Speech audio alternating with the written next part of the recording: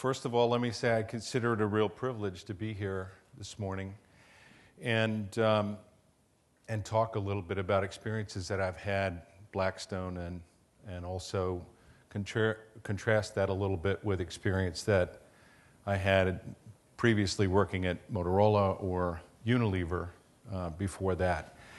And just to give you a little sense of who I am, because I think sometimes, Mornay was talking about context. Sometimes the context of who you're listening to is helpful. So I'm on my fourth career, and the way I remember the four, because as you get to my age, the memory is the second thing that goes. The way I remember the four stages of my career is each begins with the letter C. So I started off as an officer in the Coast Guard, and I did rescue work at sea for about 10 years. And then I worked in consulting. So I worked in a consulting company, I ran one, I started one, and then I sold it. And then I moved into the third C, which was corporate, and I worked for two large corporations, first in Motorola, and then in Unilever, and I was the head of HR for Unilever worldwide for about 10 years. And then I'm on my fourth C now, which is being a capitalist working at Blackstone. So that's the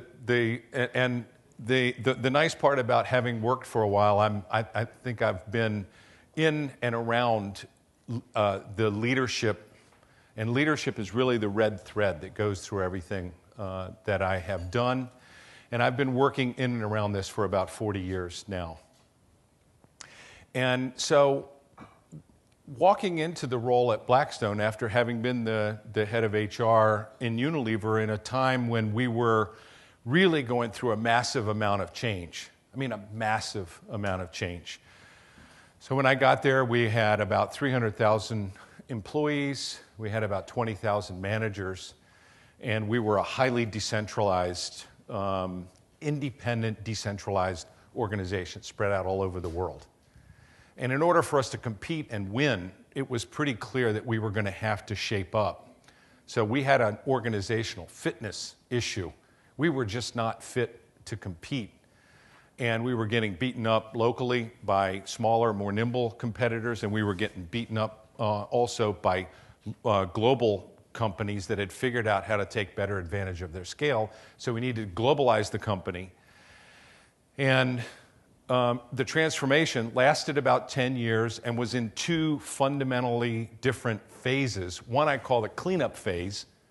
And in the cleanup phase, we had to do some very tough things. So we were in an organization that the top line had not grown for about 5 years, and we were getting beaten up by competitors all around us. And so we had to, when I took a look at the organization, did some benchmarking and so on, I said to the CEO, the good news is I think we can get there, but the bad news is we got some very difficult things we have to do. So 130,000 people had to go. 10,000 managers had to go, 80 factories had to be closed. It was a drama. So I spent the first 5 years in the role managing that and finding a way to keep the spirit in the organization at the same time, which is not easy. When we completed that and we were sort of moving our way into the next phase, so I said, we've got to go from cleanup to beat up and beat up the competition and find a way to get the business growing again. And so in the second phase of the time that I was there, we had to create a new sense of direction. We had to get people to believe that we were going to grow again, and that because when businesses grow, good things happen. Good things happen for people, because then it's a chance for the people to grow. And if the people don't grow, the business doesn't grow. And so fortunately, now Unilever is quite a good story because, about $10 billion have been added to the top line. Business is growing nicely, and in the key situations, going head-to-head with people like P&G. Some good. Anybody here from P&G, by the way? Okay, all right. So we had a chance to go around and beat up on P&G in different parts of the world. Then, after having the role at Unilever, I then transitioned into a role at Blackstone. So instead of being the head of HR for one company, now I work across a portfolio of companies. So we own, between our private equity and real estate business, about 80 substantial companies. Some of the brands you would recognize: Hilton Hotels, SeaWorld, AC Nielsen, and so we own a number of hotel kinds of businesses, number of theme park operations. So if you go to Disney, we own just about, or if you go to Orlando, we own just about everything except Disney. And maybe someday. Anybody here from Disney? So there's quite a diversity of the kinds of companies that we work in. And so my responsibilities there are to look after the HR part, talent, leadership, organization, and so forth, across these 80 companies. So each company has a CEO, each company has a board of directors, each company has a head of HR, each company has a CFO, et cetera, et cetera. And we tend to keep them doing what they do in the time that we're owning them. Because our business model is raise money, and we're proud to be able to earn the trust of a lot of pension funds and so on that entrust us with their money. We raise the money. We invest the money by buying undermanaged companies, and then we have a period where we own them and we work to make the company better. And private equity, in that make the company better, in the early stages, it was all about the balance sheet. So if you can financially re-engineer the balance sheet and sell the thing on to somebody else, you can make some money. And then it went into a focus on increase the EBITDA by driving cost out of the business, the so-called strip it and flip it phase. And that's where private equity really got the reputation for being hard on employees and on employment. But in today's world, private equity is creating jobs. It's creating opportunities because there's no longer the opportunity to simply go in and strip it and flip it. There's too much capital chasing too few opportunities in order for that to be a viable approach. So we have to make these companies better, because I call them the Twin Towers. There's $2 trillion out there. There are 5,000 PE funds, and there are a lot of corporations with a lot of cash that are going out trying to buy things to improve their business. In fact, there's $2 trillion. On the other side of the curve, sitting in the 5,000 PE funds that exist today, when Blackstone started, there were about 20. Today, there's 5,000. And so you've got $2 trillion sitting in PE portfolio companies looking for an exit. So buying companies and selling companies is getting harder. And so in between, if you're going to be at the head of the queue when it comes time to sell for a good valuation, you have to have made this company better. And if the people aren't getting better and the management isn't getting better, then these businesses are not more valuable as a result. So what I wanted to do was share with you, what I've learned is that in a private equity context, different than a Unilever context, all the books that are written about leadership and execution are mostly written and studied in a corporate setting. And books on execution are quite popular. And execution is necessary in order to produce results. But the argument I'm going to make to you is that it's necessary but not sufficient in order to produce results within a given time frame. So if you want results to happen faster, I'm calling it execution at speed, or execution plus speed equals mobilization.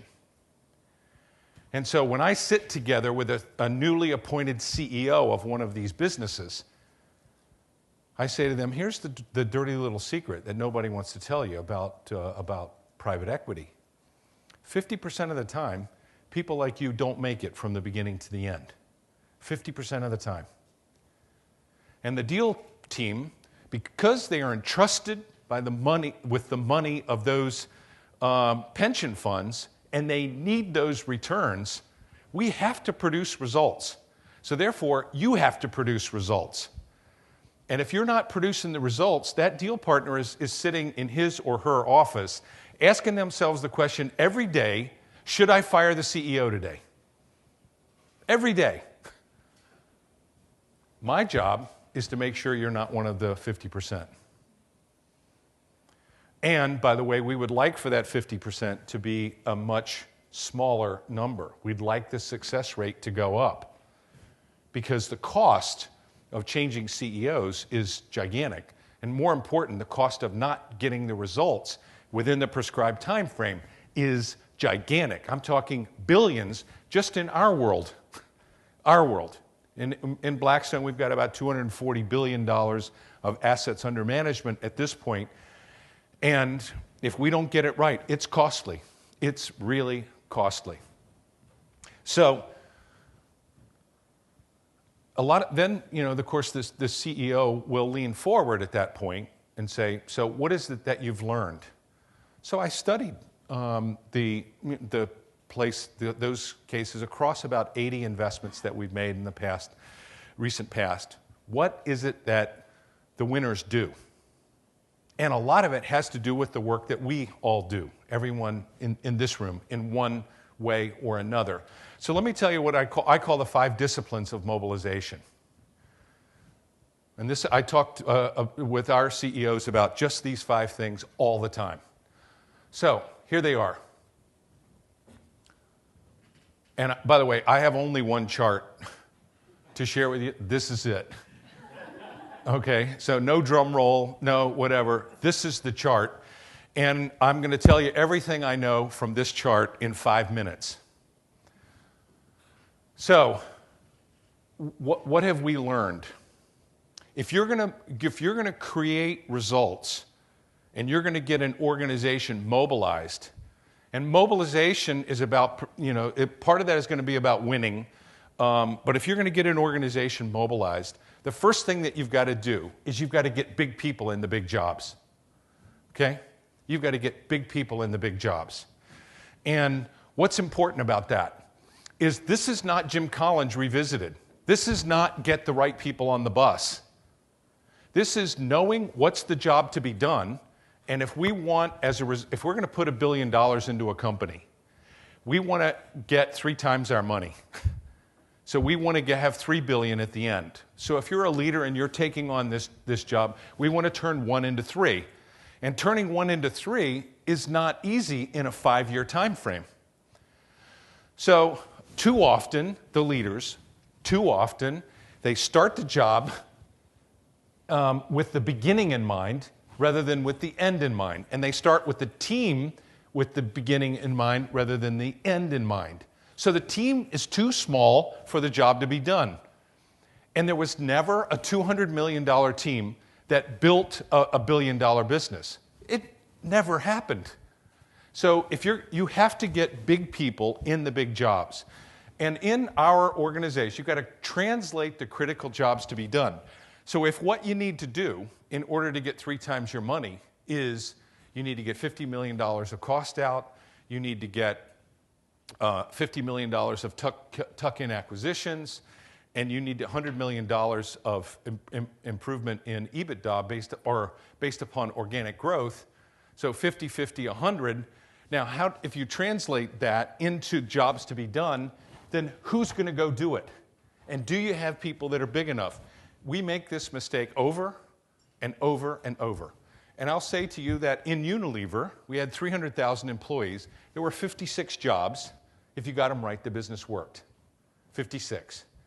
In most Blackstone companies, there are about 35 to 40 jobs that if you get those jobs occupied by people that are big enough, bang, good things happen. Number 2, create a compass. Create a compass. Now, what do I mean by that? You should take those 40 jobs and therefore those 40 people, get them in a room and co-create the direction for the organization. And by direction, I mean a piece of paper, not a vision, not a mission. I call it compass. I don't know what else to call it. There's probably a better word that you could think of.